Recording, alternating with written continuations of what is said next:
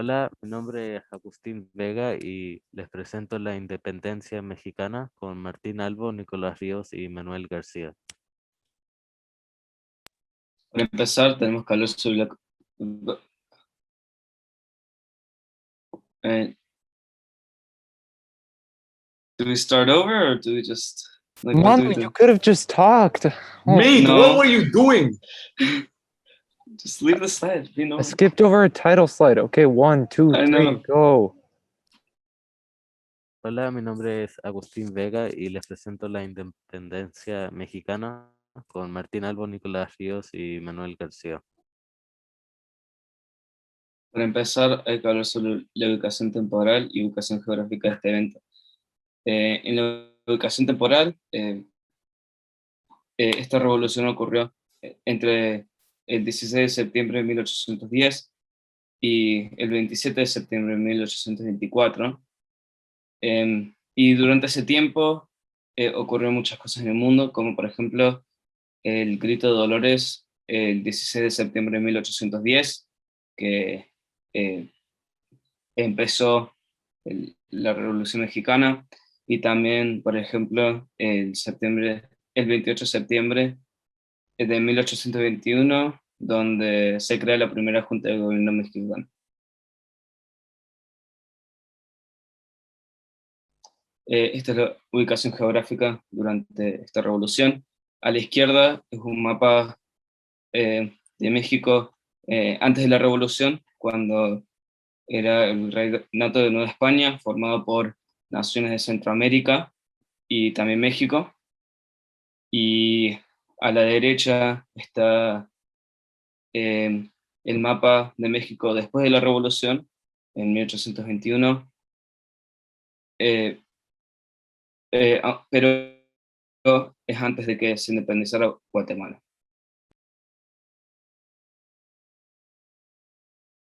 Bueno, hay dos, disculpa. Hay dos tipos de antecedentes cuando estamos hablando de la independencia mexicana, antecedentes externos e internos. Los externos, obviamente las ideas de la Ilustración llegaron hasta México, estas ideas de libertad, de soberanía popular y otras ideas relacionadas a otros movimientos independentistas llegaron.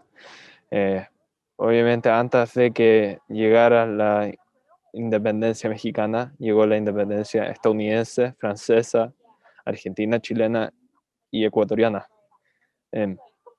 Además de esto, en 1808 Napoleón capturó al rey español y empezó el sentimiento anti-español o anti-corona, que básicamente significaba que los mexicanos se sentían capaces de gobernarse a sí mismos.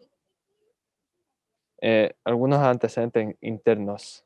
El virreinato de Nueva España era gobernado por unos pocos peninsulares.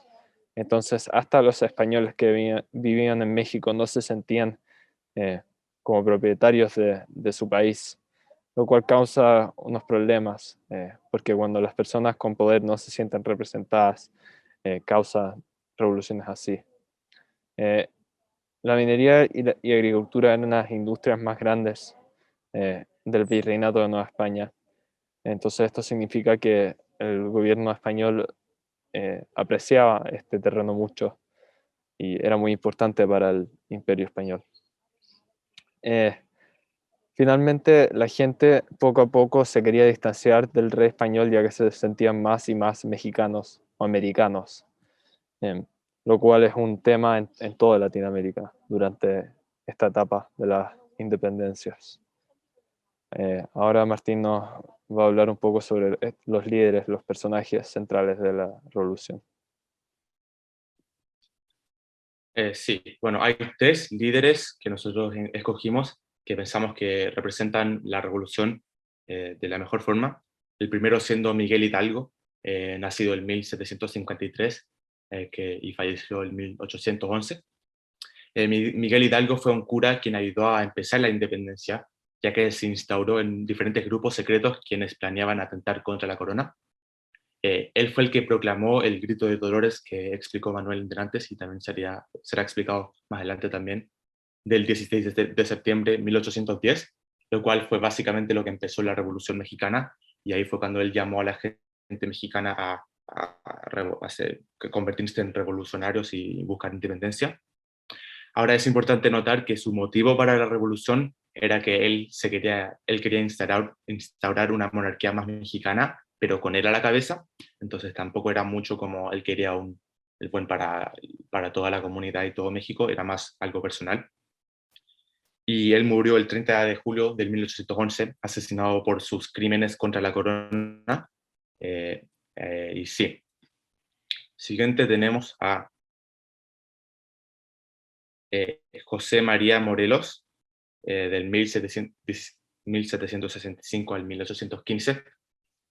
Él fue el líder revolucionario después de Hidalgo y participó y lideró a muchos mexicanos durante guerras entre los años 1812 y 1815. María Morelos también ayudó a conquistar una mayoría del sur y centro de Centroamérica y México, o el Virreinato español. Y finalmente él también murió el 22 de diciembre de 1815, fusilado por atentar contra la corona, de la misma manera que Hidalgo murió. Finalmente tenemos a Agustín de Iturbide, del 1783 al 1824. Él fue un general y político del ejército mexicano durante la Guerra de Independencia de México y también se convirtió en el primer emperador de México en el 1824. Ahora, Iturbide es probablemente uno de los más importantes líderes, ya que él proclamó el Plan de Iguala, ratificado el 24 de agosto del 1821, que es básicamente como la Declaración de Independencia Mexicana, en la que ellos explican más o menos sus leyes o como los planes que tienen. Y es Plan de Iguala porque el Iguala es una ciudad y ahí fue donde se escribió y se publicó este plan. Antes de empezar con el desarrollo, es importante mencionar que hay muchos otros líderes de la Revolución Mexicana, ya que no solo duró mucho tiempo, pero además el virreinato español era muy, de Nueva España, disculpa, era muy grande, entonces mucha gente participó, pero nosotros creemos que estos tres fueron los más importantes. Bueno, el desarrollo. En 1810, el cura Miguel Hidalgo llama a la revolución a través del grito de Dolores, que decía: viva Fernando VII y muera el mal gobierno. Hidalgo armó un ejército de indígenas y no apeló mucho a la población mexicana. Con mexicana me refiero a los mestizos. En nuestra opinión, esto fue un error de la parte de Hidalgo, ya que la población mexicana tenía más poder y después se va a ver que esta población va a ser la que en verdad gana la guerra. Después de un año de revolución, matan a Hidalgo y dejan su cabeza en la plaza de armas, arriba de un palo, para que la vea toda la población que quería hacer esta revolución. La segunda época es de Morelos, que arma un congreso independiente en 1813 y forma una fuerza armada de soldados mexicanos, esta vez mestizos. El 6 de noviembre de 1813 el congreso se reúne en una ciudad cercana a Acapulco y aquí se declara la independencia de México, que es el evento más importante del proceso independentista. Morelos muere en la batalla fusilado por un español. Entonces, esta época marca el evento más importante de la revolución y por eso es importante destacarlo. Después de esta época hay un vacío de poder de alrededor de 6 años hasta que llega Iturbide al poder.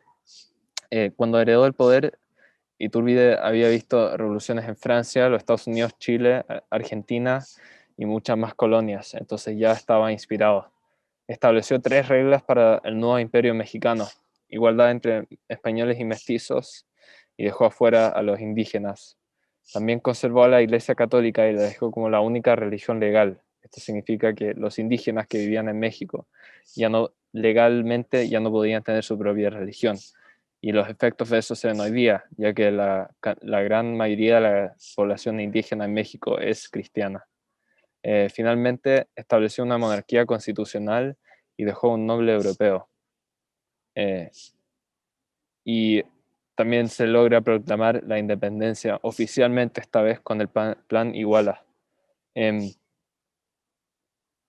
Y ahora Agustín nos va a hablar del fin del movimiento. Bueno, como ya saben, el fin del movimiento independentista de México trajo a 500,000 mexicanos a sus tumbas y murieron.